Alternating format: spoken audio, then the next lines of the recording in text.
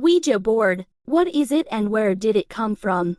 Throughout our history, no matter how far you go back, you will read how interested and fascinated people over time have been with communicating with their past loved ones or the other side.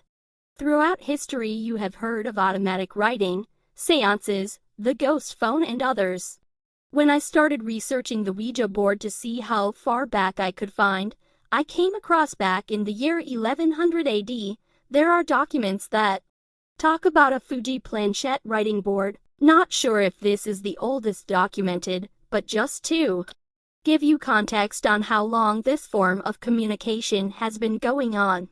In the 19th century, everyone was into communicating with the other side.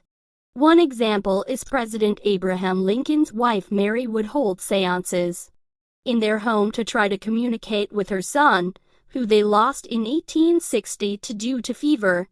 In 1886, it was reported that many spiritual camps in Ohio were using this new talking board.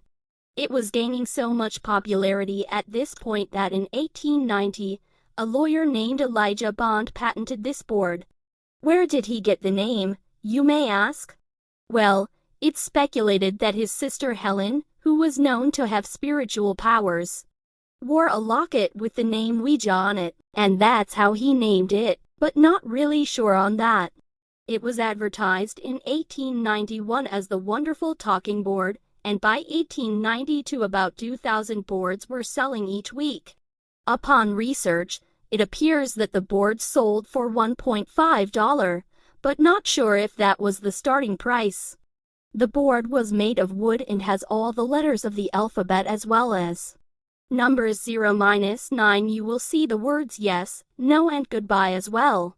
It comes with a planchette that you use to move around the board to spell out the answers to your questions.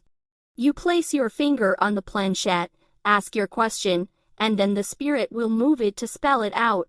So, the debate is, does spirit actually move it, or is it something that happens?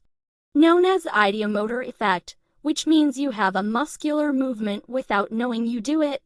I'll let you decide for yourself. My advice is, no matter what you choose to do, always be smart, do your research, and remember, you don't always want to open certain doors. You have no idea who may walk through. As always, I would love to hear any stories you may have.